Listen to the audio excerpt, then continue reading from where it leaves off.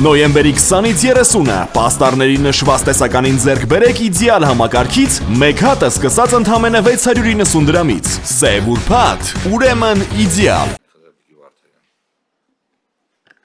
Շնորհակալություն, փոքրիկ արձագանք պարոն Վարդանյան, ես խիստ կզարմանայի, եթե դուք տեսնեիք ժողովրդավարության հետ ընթացի նախադրյալներ,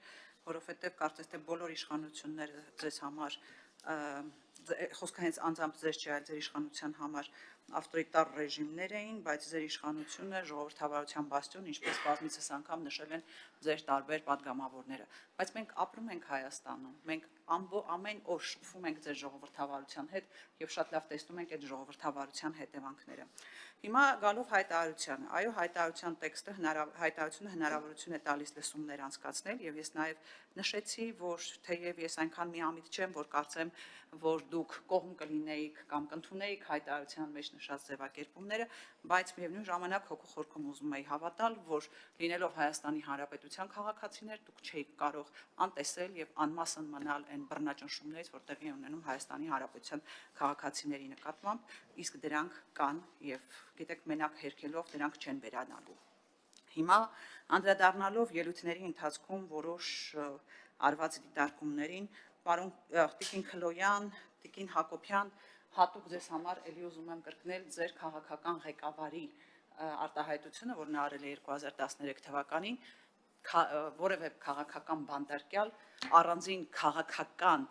քրեական օրենսգրքով պատասխանատվության չի ենթարկվում եւ չկա առանձին քաղաքական դատավարական օրենսգիրք, որով որ նրանք ենթարկվեն պատասխանատվության։ Քաղբանտարկյալներին վերագրվում են որոշակի քրեորեն պատժելի արարքներ եւ դրանով էլ փորձում են նրանց ենթարկել պատասխանատվության, բայց որպեսզի անձինք համարվեն քաղաքական բանտարկյալ, ԵԽԽՎ բանաձևը նախատեսում է, որ կալանավորումը իրականացվում է մարդու իրավունքների եվրոպական կոնվենցիայի եւ նրա արձանագրությունների մեջ արտացոլված հիմնարար երաշխիքների, մասնավորապես մտքի, խղճի եւ կրոնի ազատության, արտահայտվելու եւ տեղեկատվության ազատության, հավաքների եւ միավորումների ազատության երաշխիքներից որևէ մեկի խախտմամբ։ Այս երաշխիքների խախտումը մենք կտեսնենք մեր կողմից մատնանշած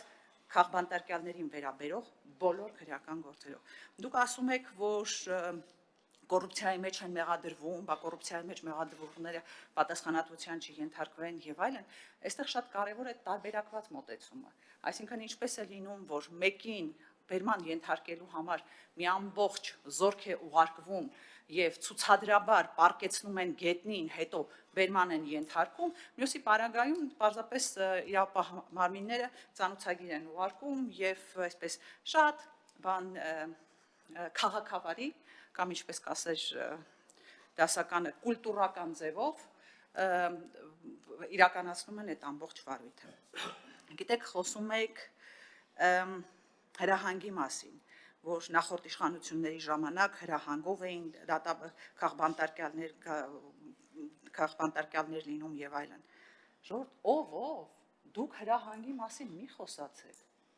Ձեր քաղաքական իշխանության ղեկավարը ազգային ժողովի ամբիոնից ասում է, ձեզ լցնելու ենք ԱԾ պատվալները։ Վերջ, դա արդեն ես չեմ ամեն դեպքում ես ասում եմ այն ինչ որ ձեր ղեկավարը ասում է արժանամբիոնից։ Խոսում ենք Սամվել Կարապետյանի մասին, պարոն Վարդանյան, ես շատ զարմացա, որ դուք հիշատակեցիք Կիպրոսի քաղաքացի լինելու հանգամանքը, այսինքն դրանով արդարացնում եք այն, որ մարդը այժմ կալանավորված է եւ ըստ էության համապատասխանում է 1800 բանաձևի չափանիշներին, կամ ասում եք դիմել է Հայաստանի Հանրապետության դեմ միջազգային կառույցներին։ Իրավունք թեկուզ Կիպրոսի քաղաքացի Հայաստանի Հանրապետության կողմից խախտվել են իր իրավունքները, այսինքն ինքը պետք է համակերպվի խախտված իրավունքների հետ եւ չդիմի միջազգային ատյաններ իրավունքները վերականգնելու համար։ Թույլ տվեք ձեզ հետ չհամաձայնել, բայց գամ նորից Սամվել Կարապետյանի կոչին, մարդը արդեն եթե սխալվում եմ, խնդրում եմ ինձ ուղղեք, 5 ամսից ավել կալանքի տակ է, մեր ձևով կմիջամտնենք արտահայտության համար։ Մեր ձևով կմիջամտենք, հետո Փաշինյանի կողմից տրվեց հրապարակային մեկնաբանության եւ այդ հրապարակային մեկնաբանության հիման վրա էր որ որոշեցին դա հանդիսանում է իշխանություն զախտելու կոչ։ Այստեղ ուզում եմ մեջ բերել Մարդու իրավունքների եվրոպական դատարանի 2010 թվականի որոշումը, այսինքն դինքը ընդդեմ Թուրքիայի գործին է վերաբերում, որտեղ նշվում է, որ Քաղաքական խոսքը պետք է լինի պաշտպանված, քանի որ արտահայտման ազատությամբ երաշխավորված է բոլորի իրավունքը առանց վախի արտահայտելու իրենց կարծիքն ու գաղափարները, անգամ եթե դրանք նյարդայնացնում կամ ցնցում են պետական պաշտոնյանին։ Ժողովուրդ, ինչքան էլ ցնցվեք, խնդրում եմ մարդու ազատ խոսքը որպես կոչ չդիտարկեք։ Այդպես է, ես մեջբերումը արել եմ հենց անմիջապես բանից, գործից։ Հաջորդը, ինչի մասին ուզում եմ խոսել, ինչի մասին ուզում էի խոսել։ Հա, ցանկը։ Եկեք այդ դեպքում, եթե պարոն Վարդանյանն էլ ասեց, որ մեզ համար պետք են, եթե սխալ եմ ձեր ձևակերպում ասում, դեմքեր, դեպքեր, թվեր, հիմնավորումներ, միգուցե այսպես։ Եկեք անցնենք դեմքերով եւ դեպքերով։ Միքայել arczepiskopos Աջապահյան։ Միքայել arczepiskoposի ներողություն հարտահայտությունը հետևյալն է, ռազմական հեղաշրջում պետք է արվի, թե չէ Հայաստանը կդառնա Էրմենիստան։ Այսինքն, այստեղ կոչը ո՞րն էր, ում էր դիմում, որ գնացեք ռազմական հեղաշրջում արեք։ Եվ հետո ասում եք դատարանում ասել է այո, ես կոչով հանդես եմ եկել, ոչ, ինքը հաստատել է իր արած արտահայտությունը, որը իր մեջ կոչի տարեր չի պարունակում։ Որքան էլ որ դրա մասին խոսում եք։ Ժողովուրդ, արդեն մենք հասել ենք այն աստիճանի, որ մարդկանց ոչ միայն արտահայտություններն են գրաքննում, այլև մարդկանց օրագիրներն ենք եւ նոթատետրերն ենք գրաքննում, հասկացանք, մարդկանց ննջասենյակներում եք կամերաներ տեղադրում, խոսակցություններն եք ձայնագրում, հրապարակում, նոթատետրերը ինչ է ձեզ համար։ Տիկին Հակոբյան, Տիկին Վարդանյան, խնդրում եմ, Տիկին Հակոբյան։ Հիմա հաջորդը Բագրատ arczepiskopos Գալստանյան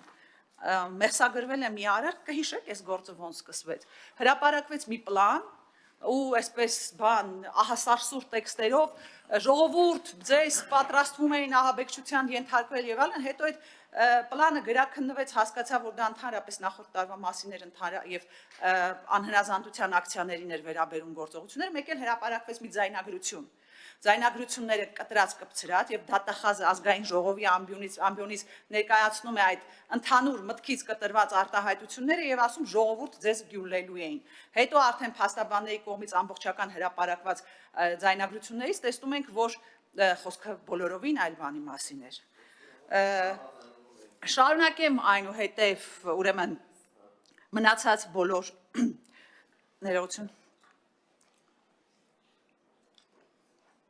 մնացածի անունները հետո կանդրադառնամ նաև իրենց խնդիրներին, Տեր Մկրտիչ եպիսկոպոս Պրոշյան, Տեր Գարեգին Քահանա Արսենյան, Սամվել Կարապետյանի մասին խոսեցի, Վարդան Ղուկասյանի մասին խոսեցի, այստեղ խնդիրը նրանում չէ, թե ինչ է կատարել, այլ խնդիրը տարբերակված մոտեցումն է։ Միևնույն այսպես նույնատիպ հանցագործությունների մեջ մեղադրվողներին մեկին ծանուցումով հրավիրում են, մյուսին մի ամբողջ բանով զորքերով են բերման ենթարկում։ Տիգրան Գալստյան, Արման Իսրայելյան, Իգոր Սարգսյան, Կարո Օկումուշյան, Արսեն Ղազարյան, Արա Ռոստոմյան, Աղվան Արշակյան, Տիգրան Թոփալյան, Լիդիա Մանթաշյան, Մանթաշյանի մասին խոսեցի, սա մեր բոլորի ամոթն է, ժողովուրդ, ձեր եւ մեր ամոթն է, որովհետեւ այս պահին մենք ունենք կին քաղբանտարկյալ եւ այդ քաղբանտարկյալին պատժում են բառից բուն իմաստով։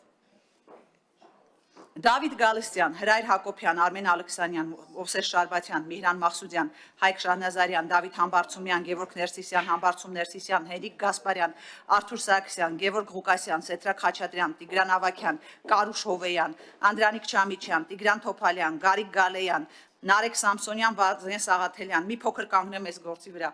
Ժողովուրդ, ես հասկանում եմ, ես ինքս Արգելի գործընկերներ, խնդրում եմ Էլ եմ ասում, խորհրդարանը կարծիք արտահայտելու տեղ է, խնդրում եմ հարգեք միմյանց ելույթ ունենալու իրավունքը։ Խնդրեմ Տիկին Վարդանյան։ Ես պետք է ասեմ, որ ես ինքս չեմ կիսում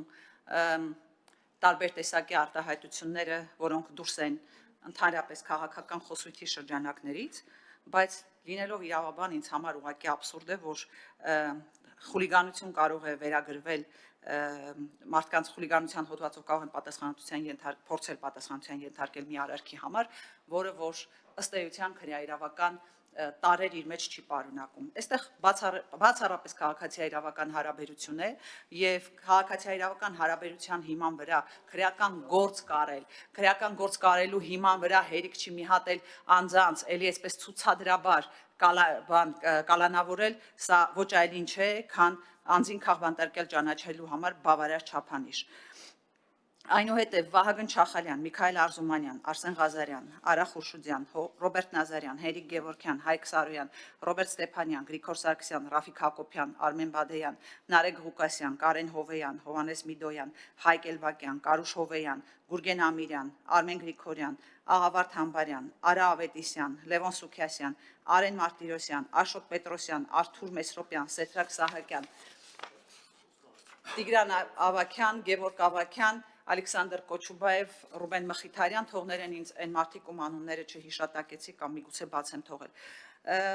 Հարգելի падգամավորը ասում է, որ այս անձանց մեջ բազմաթիվ մարդկանց անուններ իրենց ծանոթ չեն, այո, պետք է որ ծանոթ չլինեն, որովհետև այդ մարդկանցից միայն այս թվարկածներից 23-ը կալանքի տակ են